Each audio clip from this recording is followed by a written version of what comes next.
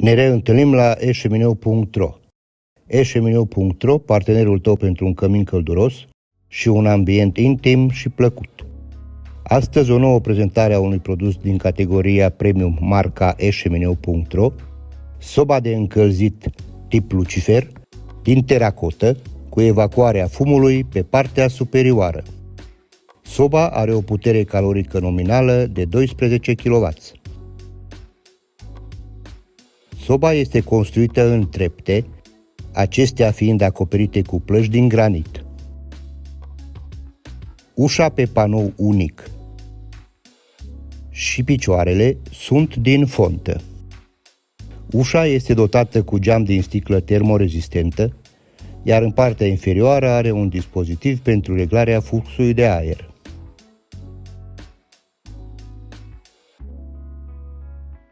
Soba este căptușită pe interior cu cărămidă de șamotă,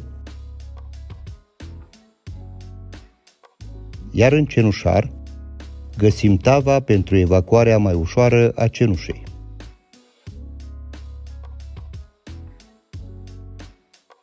Evacuarea fumului se face prin tubulatura standard cu diametrul de 120 de mm.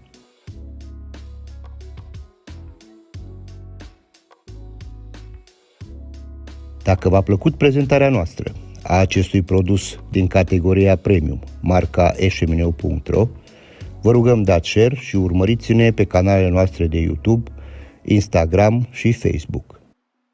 Și nu uita, tu faci focul, noi dăm confortul. eșemineu.ro